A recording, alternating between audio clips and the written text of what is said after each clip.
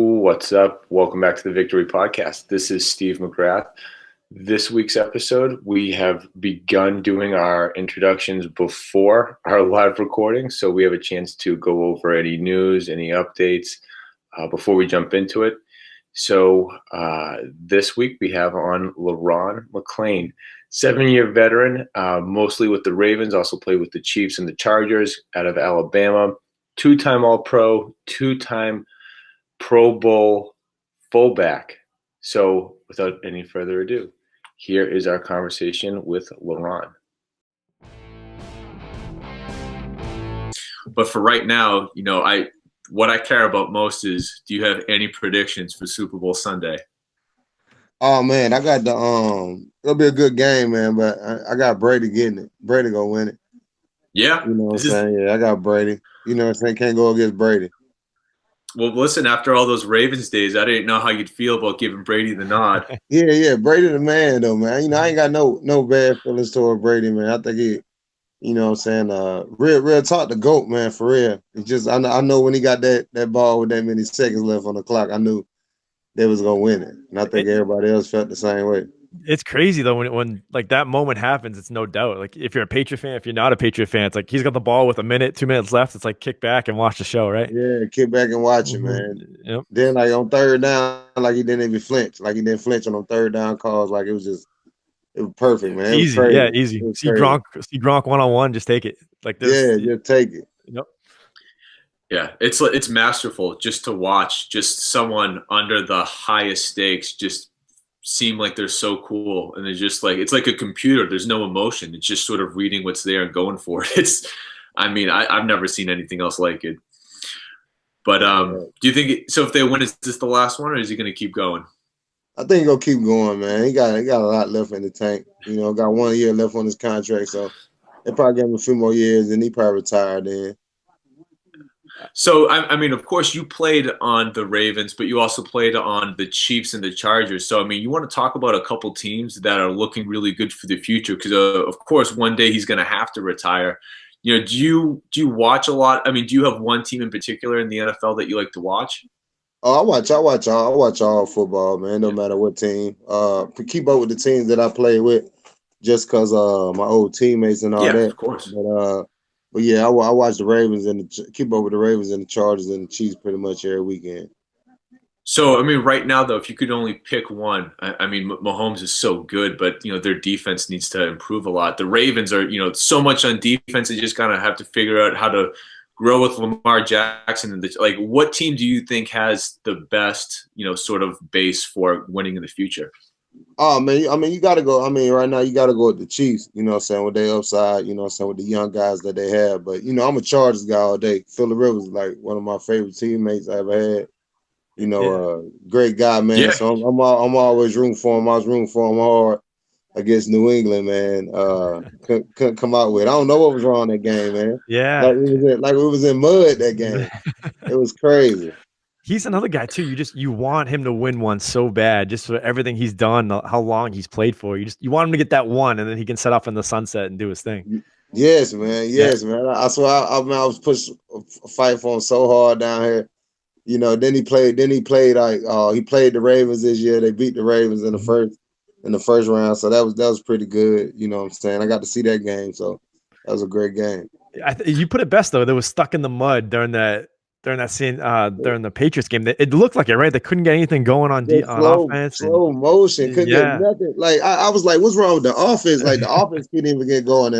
And they've been looking pretty good on the road this year. The best road team, in the NFL this year. Mm-hmm. And look terrible. Yeah. And then Patriots came out with that power offense and they stuffed it down their throat and bullied them up a little bit. And that's something that I think nobody saw. Sonny Michel going for 100+ yards and doing what he did. So even for me as a fan, I'm looking at it like I did not expect that at all. I thought it was gonna be a lot closer game, but you put it perfectly stuck in the mud. That's what it looked like. These couldn't get anything going. Yep. Slow motion. And I'm not trying to pile on here, but another team that looked maybe a little stuck in the mud was that your Crimson Tide. Take it back a few weeks, man. What happened in that championship game? I don't mean to hurt your feelings, but oh man, that was rough. No one saw that coming. Yeah, it was just a rough. it's just a rough night, man. I wish Yeah. it was like during the regular season that would have happened, man, or something like that. But it's just a rough, bad night, man. And Clemson was hitting on all cylinders, man. It was hitting on all cylinders. You know, I took that L and went to bed quiet that night. What are your thoughts? I mean, okay, Steve. Yeah. No, just Tua and Lawrence from Clemson, man. I mean, next year everyone has to imagine that it's going to be those two again at the end. They are so just beyond their years already. Yeah, Trevor Lawrence. I mean, he showed me a lot too. I really ain't see him playing like pretty much all year, and the way he was spinning the ball was like it was amazing. You know, Tua could throw the ball like he been throwing since last year. You know, so it's gonna be an interesting season, man. Then Jalen going to Oklahoma. You know what I'm saying? I'm sure room for him, man. Just room for Jalen, man. The type of guy that he's is, and you know what I'm saying, he's still my quarterback. So you know, so I'm looking forward to that. I'm rooting for it. They get to the college football playoff and get a game versus Bama. That'd be a good matchup. Yeah, what a story he is, right? Just took a backseat to everything, didn't open his mouth, just kind of, ate it, and now he gets his chance at Oklahoma, which is awesome. I think the whole country's rooting for him too, right? Man, to do his thing. Yeah, man. Yeah. Great guy, man. Such a great kid. Yeah. Now, what are your thoughts on the college playoff system? I know when you played, it wasn't around. Do you wish it was around when you were playing, or is it one of those things man, I wish it was around, but I really don't. I really just watch the game. I really don't try to get too caught up in, that should be 14, 16, 18. Really don't matter. Then when your team the best every year, it really don't matter, man. Alabama gonna be in there regardless. That's right. So, hey, take us back to when you were getting recruited. Now, you're a top recruit coming out of high school. Why Alabama, and why'd you go there? Oh man, it was down between Alabama and Mississippi State, and it really just a hometown kid. Coming around, go right over the bridge to school. You know what I'm saying? Get that home cooked meal from my mom all the time. Then my mom getting to come to every game. My mom worked on campus anyways at a sorority house.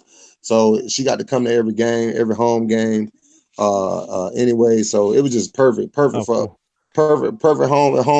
kid. I was right here in Alabama, the state of Alabama, top player in the state, man. Wasn't no need for me to lead the state. So that's just cool. Stay right here, man, and made the best of it. Yeah. Now, can you talk about your recruiting story a little bit? Like, who came to your house? Like, how was that whole recruiting process for you? Was it? I can imagine being a top recruiter was stressful, or was it one of those things you had it made up? I'm going to Bama, and other coaches coming in. They knew it. It was crazy, man. Because Bama was going through that coaching turmoil. I committed under Mike Price. Then Mike Price got fired. Right. Saying in the spring. Then I decommitted and opened it back up. My best visit, I went to Ohio State right after Ohio State won the national championship. Right after they won it, I went to my visit up there. That was great. Jack and Cheryl sat in my living room. That was my best visit. I was almost. That's why I said people don't understand this. I was almost committed to Mississippi State that night. He left my house. But Jack and Cheryl, pretty much the whole staff of Mississippi State came to my house that night. And Jack and Cheryl, we sat in there and talked. Ate. My mom cooked. We ate good and. Had a great meeting. I almost committed, man. I almost committed Mississippi State.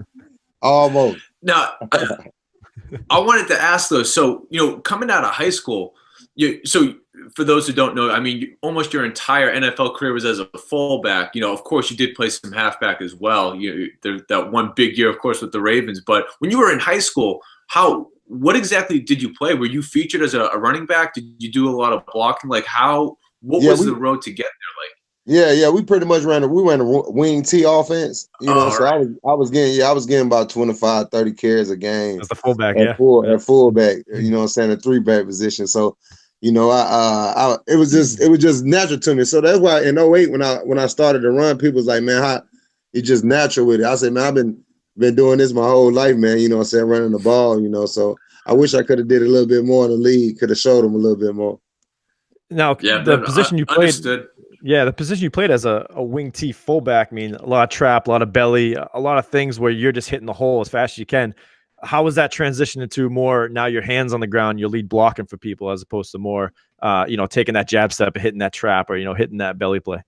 Yeah, it was crazy, like just going to Alabama and then not getting the carries that, what I'm saying, I was getting like in high school. I really just transitioned. It was just a mindset thing. Mm-hmm. Just wanted to be the best. I just said if I'm a block, I might as well be the best at it. So just let me take pride in that, man. And that's what I did. You know what I'm saying? That what got me drafted.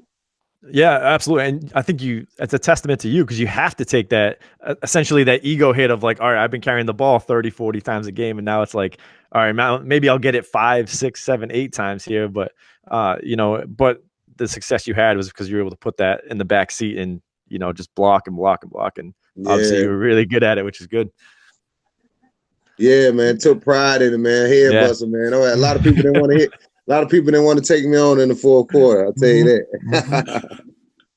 Yeah, almost about 6'1", 260. Come on, who is willing to get in the way of that? I'm telling you, man.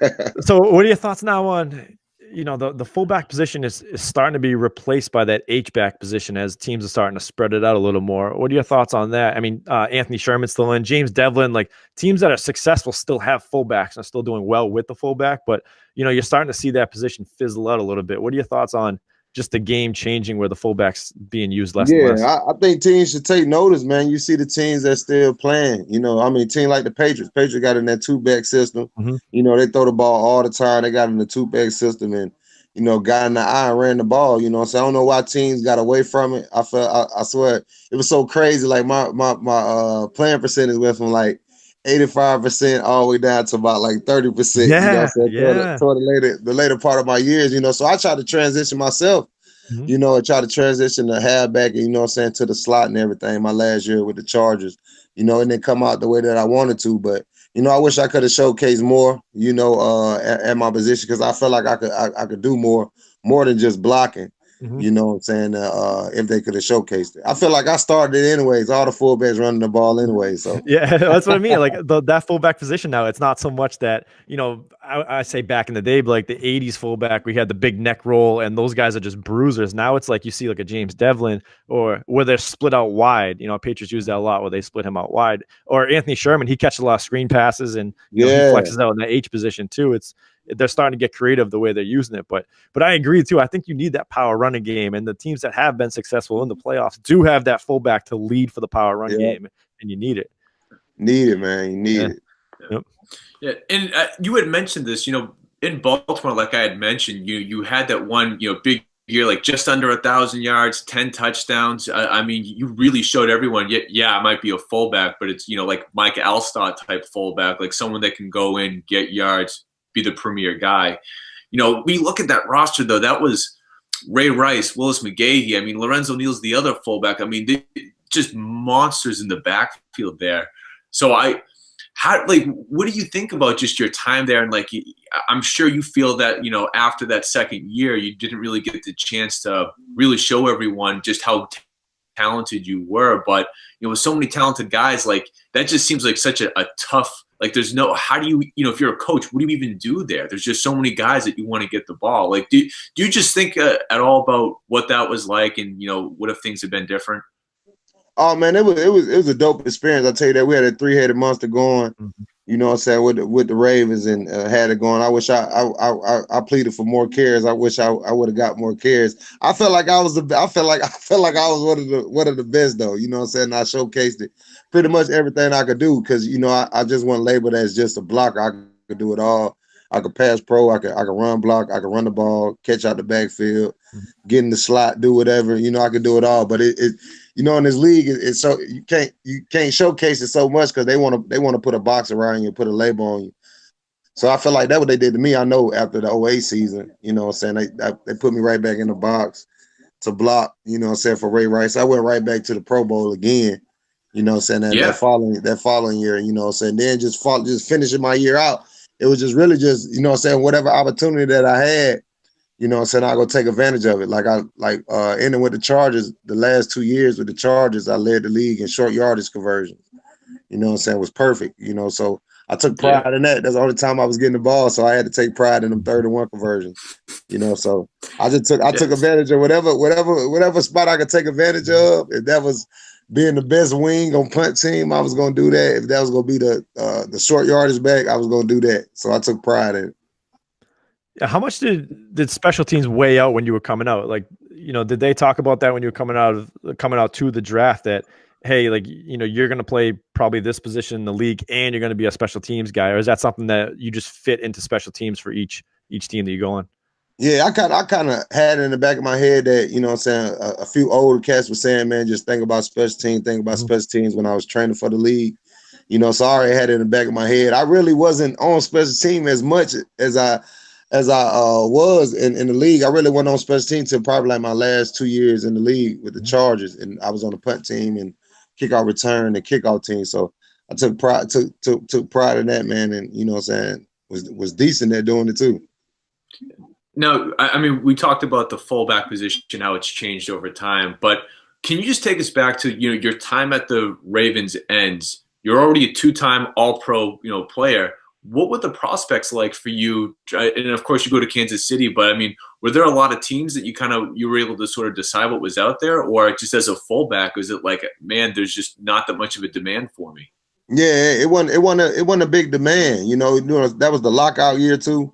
That was a lockout year that was going on. So a lot of guys were signing back with their teams. Then the Ravens signed Vontae Leach.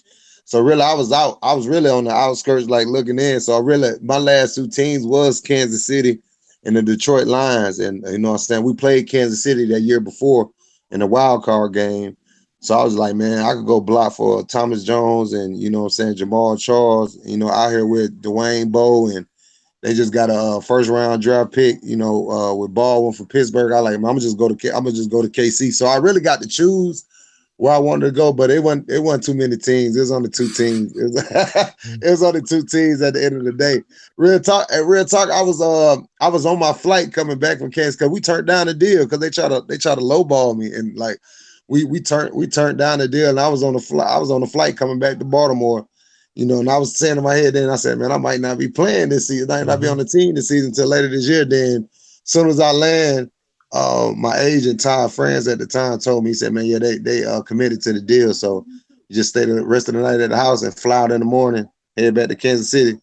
You're a Chief now. Jeez, what a 24 hours. That 24 hours must have been crazy for you. Yeah, It was crazy, man. Flying from, it's so crazy. I missed the flight going out there, man. Flew out there. Had to stay the night. They lowballed me. I turned the deal down, got on the plane, flew in, then got back. It was crazy. It was a wild 24 hours. That's crazy. So can you take us through, a little bit, as you said, towards the end of your career, how do you know as a player it's time to hang it up? Is it when the deals aren't coming by, or is it like for your body, because you play such a physical, demanding position? Was it for you just being like, all right, it's time to hang this up? Yeah, I think it was just like the years, man. The years started to add on, man, and then they started to get away from, the fullback position a little bit, especially towards the end of my career. I could tell that, like, it just went my playing style, going to more two tight ends and everything. But like I always say, man, them guys don't want to be in them trenches, man, for 4 quarters and blocking and all that, So, but you can tell that. You can see why teams, they go spread. Then when it come down to like 3rd and 1s, these teams don't know what to do. You know what I'm saying? Yep. These teams, they get in the spread, and they get in the spread and still don't know what to do, man. It's crazy. It's funny, crazy. It's funny you say that too, because like there's so many teams that are just gun 90% of the time, probably 95% of the time, and then it's like, all right, 3rd and 1, all right, bring in the big dogs, and they're like, well, this isn't our offense. I'm happy for Sherman at the Chiefs. I'm happy for him at the Chiefs that he still is holding on with Patrick Mahomes, because they throw the ball 80% of the time, 85% of the time. So I'm like, where do we fit in at? Like, you can't even, like, it's like you gotta fit in on special teams, or you gotta be like, I used to sit in there on Wednesdays and be looking through the playbook, like, man, let me see if I got any plays this week. Oh, I got like 2 screens this week. I got a fullback belly this week, So took pride in that, man. It's crazy, man. That's why people don't understand. People didn't. I talk about it in my book about like my last year in like the league and how frustrating it was, man. It was frustrating as hell. It was frustrating. Yeah, and that's why I like was alluding to, I guess, when my question is like, you hit like the later points where it's not really so much about football, it's more about business now, and like the future of like your body and taking care of everything. That's why I was curious about on that end of not so much the football end of it, but more just like the business aspect of it, and then the health part of it. Yeah, man. Just a bit. It got to the point. Oh, I know. I was still training, and then I got to the point. I said, man, let me start the transition. Anyways, you know what I'm saying.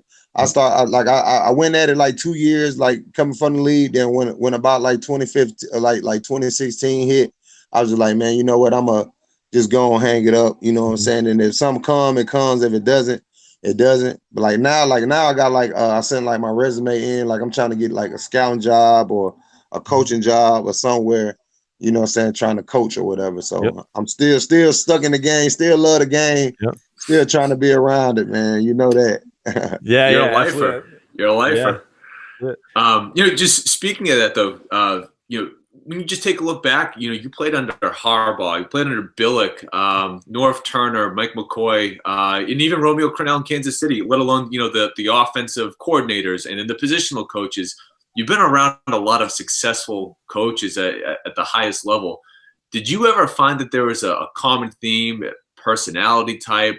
Is there something that, you know, you saw, it didn't matter which coach it was, that like that is what you wanted to emulate because that is what the successful coaches do? Yeah, man. It goes all the way back to like my college days with my running back coach Sparky Woods. Sparky Woods was my running back coach, and he always tell me, you know what I'm saying, he was coming to the meeting room, I would be the first one in the meeting room. He'd tell me just, you know what I'm saying, you got to act like a professional and play like a professional. He said, man, you do these things and understand the game, you will be successful at it. So, you know, I took pride in it, you know what I'm saying, with me just getting into the league and me just taking pride in the game, just knowing what everybody was doing. And like I know Mike McCoy used to always say, like my last years, he said, man, you're going to be a great coach one day. Cause like just everything I used to be like teaching and coach. I used to be playing and coaching, you know what I'm saying, teaching and coaching, doing everything I can because I just love the game and want to know what everybody is doing, you know what I'm saying? Not just what I'm doing, just what everybody doing. That's why I could break down the defensive front and break down this blitz and this whatever. That's why I enjoy being an offensive coordinator with my little West Alabama Chargers team. You know what I'm saying? When I had my team, man, it was dope, man. It was dope. It was dope just getting that sense of it. But that taught me a lot about being a coach too, because there's a lot of stuff that I didn't know that, you know what I'm saying, I had to, you know what I'm saying, correct too as being a coach. So it's a process, man. It's a process, I'll tell you that. That means you're going to be a good head coach someday, though, because you see the whole picture, right? A lot of people just if you're an offensive coordinator, maybe you deal with the quarterback and the running back and not so much in the line. You know, so I feel you there in a sense of like being able to see the complete picture. But yeah, I mean, I coach at a local high school here. Like there's a lot, even when I first got into it, like there's a lot you think you know. And then like between player management, time management, scheduling, practices, you know, being efficient with your film room, like everything that you don't think of as a coach that as a player, you kind of just walk in and it's expected, right? But on the flip side, as a coach, it's like night and day. So yeah, I feel you 100% there. And it's different, especially as you go up levels. I'm sure it gets harder and harder. Yeah. I actually, before we switch subjects at all, so do you, just from your experience and what you've seen, is it more the attention to detail in the X's and O's and just understanding how it all works? Do you think that is more important, or is it more important to be a leader of men? You know, because there's two sides of it. There's the know-how of the game, or is it the leadership aspect? I think the leadership aspect, being a leader of men, you know what I'm saying, being in that leadership position. You know, I run I call it an alpha male training academy, man, with young guys down here, second grade through eighth grade. Then I take the high school guys also, just a little group that I got, really just teaching them more than stuff on the field. What I try to tell coaches around here, man, I hope y'all teaching these kids more than stuff on the field, something they can take with them off the field.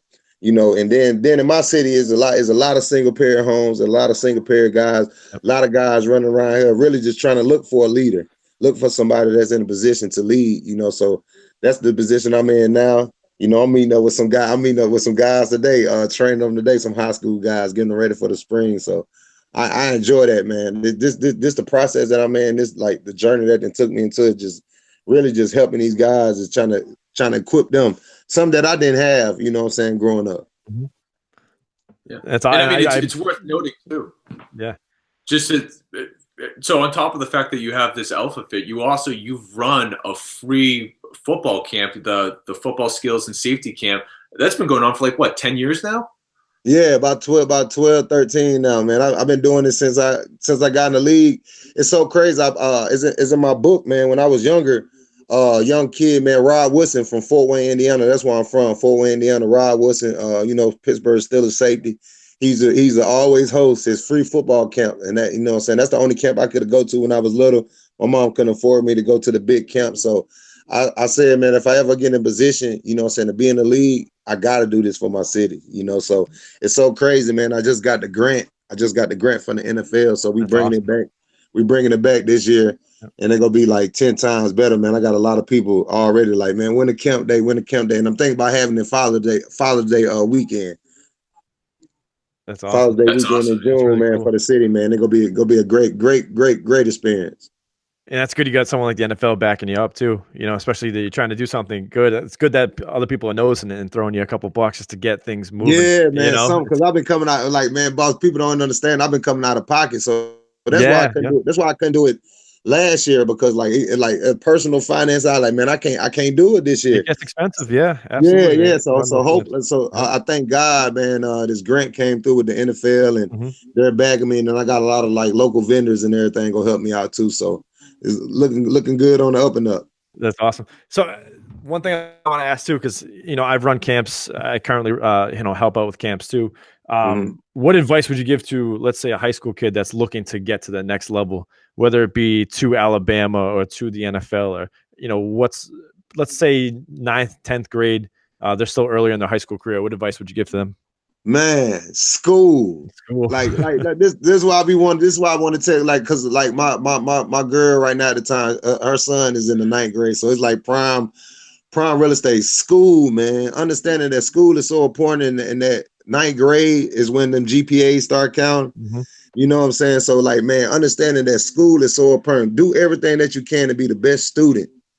The best student. You know what I'm saying? Student come before athlete. That's why I try to tell my young kings down here, man, student athlete. Make sure that you're trying to be the best student you could be in the classroom.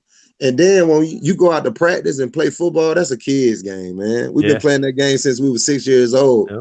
So I think the hardest part about the kids is just telling them, man, school, man. You know what I'm saying? Take advantage of that. You know what I'm saying? Imagine getting an academic scholarship and a football scholarship. You know what I'm saying? Imagine like your GPA, you ain't got to worry about your ACT score being this or that, another. What I try to embark on them, man, take school serious. Like, you know what I'm saying? Because most of them now, most kids now, they see, you know what I'm saying, the highlights, and they want the pride and glory. They ain't thinking about school right now. They thinking about, I'm gonna get this D1 scholarship. You got to go to school. You got to go to school. You got to test. You got to be a student athlete, you know what I'm saying, to be at the school. And the good thing that I know Saban do at Alabama, man, them guys are graduating. Them guys are graduating. Them guys are graduating from college, man. So I think that's a big thing to tell the student athletes, 9th to 10th grade, man, to go to school. Enjoy high school. Enjoy class, man, and ball on Friday nights. Yeah, right. And one thing I always tell my players too, I help them with the recruiting. It's like use football as a vehicle to get into college, right? Because if you have a 3.6, 3.7 GPA, you can essentially write your own ticket. And if you can ball on the field and are that good, like oh my man, imagine that 3.6. I mean, imagine you could just pick wherever you want to go. You know what I'm saying? Wherever you want to. Then if you good, then I be trying to tell my guys, man, if you great in the classroom, the football, that's your plus. That's it. That's a plus. Like that's an extra for you, man, because you're so powerful, you know what I'm saying, mentally wise, you know what I'm saying, as academic wise. Like that's why I try to embark on my guys and my little cousins. I got little cousins and nephews and everything coming up in high school now too. So I really try to tell them, man, go to school, man, be the best student you could be. Try to be on the honors roll, man. Yep. You know what I'm saying? Be on the honor society, man. You know what I'm saying? Be the best. I know if I could do it all over again, that's something I would take pride in. I know my schooling. You know, I got on it late. And like I failed the graduation exam. I almost couldn't. I didn't walk with my class my senior year. I didn't walk. I had to take off the whole summer. I had to take the test again in July. Hopefully I passed it. You know what I'm saying? I got to go to college. You know what I'm saying? People don't even know about that whole process with me, but that's me in the 9th grade. I'm playing around in Miss Chancey English class. Yeah. Chasing the girls, right? Yeah, should have been paying attention, man. And it almost caught up with me, man. It almost caught up with me. Yep. So I try to tell them, man, take school serious, man. Enjoy school. Yeah. Because, man, when college come, man, they don't understand, man. 3-4 years, man, you can change everybody's lives.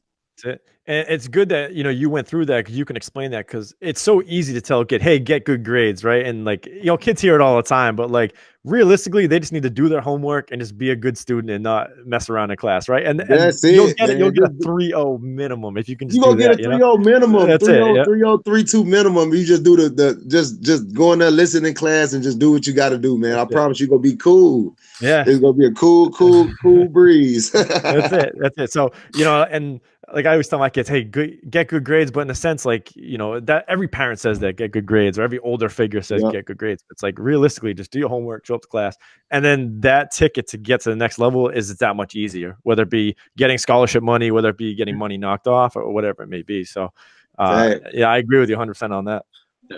No, I said. By the way, all you guys are saying is all you're saying is discipline. Just be disciplined, and that discipline is just going to set yourself up for everything else. Yep. Thanks, man. So you kind of said, so you gave advice to a high school kid. So along those same lines, though, what was special about LaRon McClain that despite the fact that he was, he wasn't that. I mean, not to call you short, but I mean, you were 6'1", like you weren't the tallest athlete. You were big frame, 240 in high school, like 260 in the NFL. I'm sure that there were plenty of people that said, no, this kid's never going to make it. What was it about you that's, despite what everyone said, you found a way to punch your ticket to play at Alabama, 7-year career in the NFL? Why was it that you were able to rise above? Man, it was just, real talk. It really just, motivation, just beast mode. Just since I was younger, getting everything, people telling you no, and people telling you can't do this and can't do that. And then almost not going to college, and that was off my. I just said to myself, I said, if I ever get to college, I'm gonna do whatever I can, to get to the league, to change. My mom was like, so it was always in the back of my head, like, I'm not only doing this for me, I'm doing this for my family too. So like, in college, some guys they want to go out, and drink and smoke and all that. I'm in study hall. I was in study hall. I was doing the extra work. I remember my senior year, me and my guy, Ramsey Robinson, it's crazy because we was the only 2 guys that got drafted out of our class. We used to stay at the practice and just do the extra. People that say, man, we doing too much. But it come to show, man, just like I'm the first one that got drafted out of our class and, had a successful career, on each level, I just think that I just separated myself. I just didn't go, I wasn't no follower, that was the thing, I chose to lead.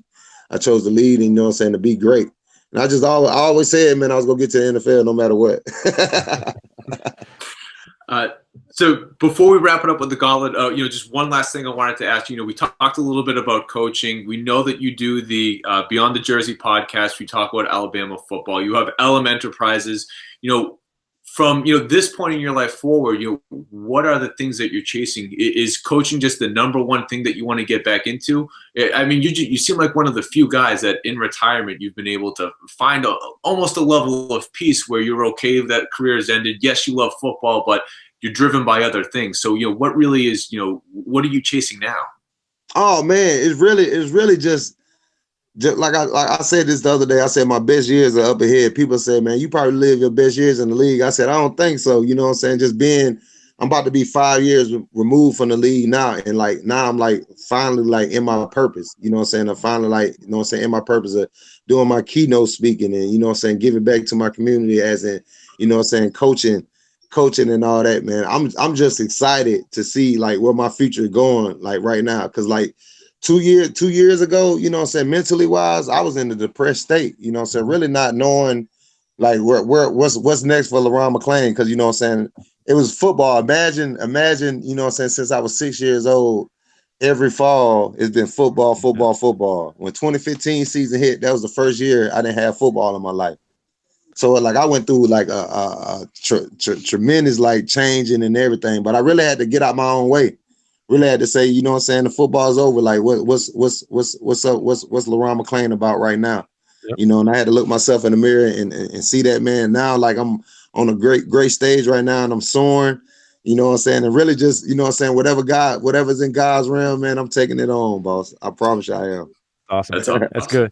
It's a weird feeling, isn't it? Like when you're done, like when you have that fall coming, just nothing happens. It's weird, right? Yeah, Is that the feeling? It's boss, weird. I'm riding by M&T Bank Stadium, like my first year out the league, and I'm like, man, like I'm really not playing football. Like I'm really, Yep. I didn't go to training camp this year. I didn't go to training camp. Yep. Like I didn't practice and like went through the whole thing. And now like it's crazy. Like this season, like I try to tell people, like this been the best. Football has been all that this season, like on every level, high school. I'm talking about from little league, from high school, college, NFL. It's been amazing, man. Like, you know what I'm saying? Just the game, you know what I'm saying? Like, it's just been, and people talking about they about to boycott the NFL. I'm like, man, what for? Like, y'all crazy. Yeah. I can't do it, man. I love the game too much. It is. Once that fall hits, that, you know, that weather, you can smell it in the air too. You can smell it in there. You can smell it. When we can get up in the morning and smell it, like, man, it smell like football in the air, man. It's football season. Yes, sir. Yes, sir. Yes, sir, man. So, all right. As promised, we have the gauntlet that we're going to get you out on. So, LaRon, I got to ask you a couple quick questions. I need to know your knee-jerk reaction. Gotcha. What is most important? Number one offense. Man, most important to me right now, man, my kiddos, man, Alex and Austin. That's awesome. And Austin, my kids, my 11-year-old and my 5-year-old son, man. That's the most important thing right now. Really just trying to be the best father I could be. And I'm still learning every day, boss. I'm still learning every day to be the best father I could be daily. I promise you I am. Yep. Awesome. Now, for football, which would you rather? The number one offense or number one defense? I gotta have the number one defense because I can put up 10 points and we can win 10-0. That's why I say I'd rather have a good defense, especially if I'm the offensive coordinator. I don't have to do too much. I know I can put together, I can score 7 a quarter. That's 28-0. You know what I'm saying? I score 7 a quarter, at least get some points a quarter. I'll be good with the number one defense. But if you got a number one offense and a sorry defense, it's gonna look like that Rams Chiefs game, that Monday night game. Fun for the fans, not fun for the coaches. I'll tell you, not fun for the coaches. Because the defensive coordinator gonna get fired at the end of the year. Yep. Which he did, right? Which he ended up getting fired. That's true. I'm telling you. Now, when you're looking back at your entire career, going all the way back to college, high school, do you have one moment that is your favorite football memory? Yes. Man, I don't know if y'all remember Hoover High School, the show Tour Days? Yep. Oh yeah. All right, so you know we played my senior year. They scheduled us for homecoming. They scheduled us to play for their homecoming. They brought us up. We played in the Hoover Met. The Hoover Met is like a baseball stadium, but it was like one of the top state games. Man, they were number 1 in the state. We were number 5 in the state. Man, I scored a game-winning 63-yard touchdown down the sideline. They got me in the paper that morning. They got me in the paper running that play that morning. My mama came in there with breakfast in the bed with that paper that morning. That was the highlight of my career right there. Being Hoover High School for homecoming. That's awesome. And scoring a game-winning touchdown and waking up with breakfast in the bed from my mom with me on the front page of the Tuscaloosa page running the touchdown, man. So that was great. That right there, that run right there, you know, closing down Dallas Stadium, man. You can't get no better than that. From a guy that's an all-pro, Pro Bowl player, plays at Alabama, that is the one moment. I love it. Just goes to show you, sir, man. It's the being moment. Hoover High School, man. Being Hoover, I got so many. It's so crazy. Like on each level, on like little league, high school, college, and the league, I got like highlight plays. You know what I'm saying? Like I could like, you know what I'm saying, pick out. That's crazy. Y'all done brought you done brought back memories for me, boss. Well, if you need to throw more out there, the stage is yours. Is there any others that you want to share that really mean something to you? Man, just everybody, man, follow my movement, Alpha Fit 365 lifestyle, you know what I'm saying, underscore Instagram, Alpha Fit movement, the Just Work movement, man. I got my clothing line, Alpha Male Nation clothing coming. Oh man, you just see more stuff for me, man. I do the keynote speaking all around, and I'm just out here, man, just enjoying life, man. And really, I appreciate you a lot, man, for having me on your podcast today, man. I appreciate y'all a lot, man. This brought back some memories, man, and highlighted my morning. I promise you. Yeah, we appreciate you coming on, man. This is fun. But before you jump, though, I got to ask you two quick. Maybe yes, sir. Yeah, three, anything, man. Anything. Y'all got me. Anything. All right, good. We love to ask guys, just looking back at it all, was there ever like a one player or one coach that you really wish you had the opportunity to play with? Oh man, it's so, man. People think it's crazy. I mean, me, my rookie year, walking into the locker room, man, and seeing Jonathan Ogden and Ray Lewis and Steve McNair.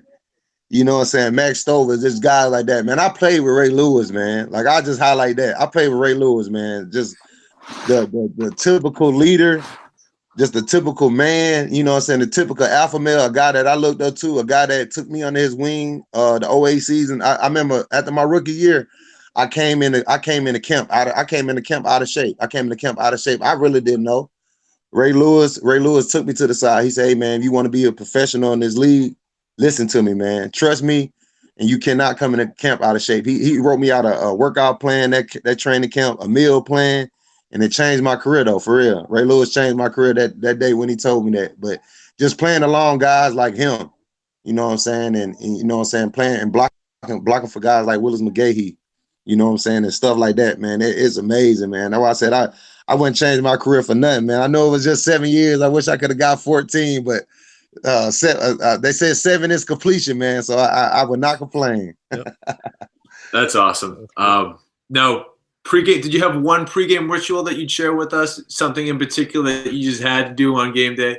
Oh man. So when I come in on game day, it's so crazy. Well, I used to be like one of the first people in there, but I lay my stuff out. I put my helmet at the top, put my jersey down, put my pants, put my socks, put my cleats and everything. And I lay next to my uniform and just be laying in gratitude, man. Real talk, I just be thankful. I lay in gratitude like 30 minutes when I first get in the locker room, because I be just so thankful just to be in this stage, boss. Mm-hmm. Just to be playing football, man. Just to be in the NFL, man. That was some of the best times, man. Getting up on a Sunday morning, man, going in there and play a kids game. Get to go in there and play football, man, for the money that they pay you for it, man. It's amazing. So I'll be laying in gratitude, man. This is my pregame ritual. I gotta be thankful. You know what I'm saying? Got to be thankful That's for awesome. It, man. Because like everybody don't get to go to that stage, man. And you know what I'm saying? I had the opportunity to play 7 years in the NFL. So I'm forever thankful for the shield. And the very last question I have for you, what is most important? Is it the players or is it the scheme? Man, it's the players. It got to be the players. It got to be the players. And then the most important, it got to be the players. And then boom, you got to work the scheme. You got to be the most important for the players. Then you got to work the scheme. You can't have a scheme. You can't have a scheme and don't have the players to put in the scheme. You feel what I'm saying? I hear you. Like I said, some people got the scheme and don't have the players. You got the players, make the scheme around them. You know what I'm saying? That's something I had to learn as a coach though, because I was trying to run a spread offense with running game line. Power personnel, yeah. So you got to switch it up. You got to go accustomed to your players. So it's something like you're learning every day, boss. Learning every day. That's awesome. Yeah, always a work in progress. It is every day. Every day, man. Every day. Yeah. Every day. So you say you coach high school now? Coach high school? Yeah. I'm the defense coordinator over at local high school. So all those pains you went through, so to say, I'm going through them and have gone through them too. Boss. So it's I already know it. Yeah, every day something new. As far as do you just coach football? Do you teach too? No, I don't teach. I just coach football. So that's awesome, man. Yeah, that's awesome. So doing this podcast and everything that we do with the company Victory here, it gives me the flexibility to work those hours and be able to coach as well. So I'm thankful as well, being able to do that and still be able to recruit for the kids and do all the X's and O's and coach there as well. Oh man, that's dope, man. Yeah. That's dope because it's so crazy. My high school job just came open. down here and like everybody trying to get me to get the job. They're like, man, go get the job, get the head coaching job. I don't know. No, I said, I don't know yet, though. I'm back in school and everything now too. So I don't know. I don't know yet, though. Yeah, it's a lot. So you gotta be prepared. You gotta be prepared. You gotta be prepared to run the program. You know what I'm saying? Everything from the off season to the in season to the coaching staff. Like, how much you think it is, times it by 10, and then see what I'm saying? Like, I already know it, man. Yeah, my high school quarterback, he run a high school down here in my hometown, and like he said the same thing. He's like, man, it's just then he teach also, so he got football plus teaching, so it's crazy, man. It's crazy. The process. It is. I'm fortunate what I do, but I mean, if you're a teacher and a coach in school, it's like I said, just times everything by 10, whatever you think it is. So it's a lot. It's a lot. And LeBron, thanks so much for taking the time with us. One more time, it's Alpha Males, the clothing line. Instagram, it's LeBron _ McClain 33. Yes, sir. We wish you the very best.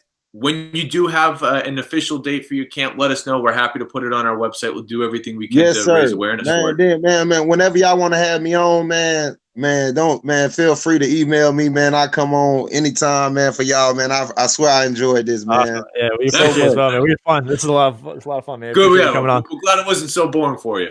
Oh no, man, it was cool, man. That's why I said we got to make it fun, even if it was boring. Y'all wasn't gonna know it. Y'all wasn't gonna know it.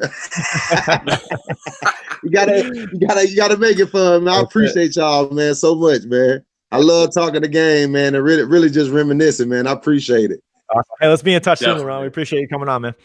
All right, yes, sir. Wishes. All right, take care. God bless y'all, man.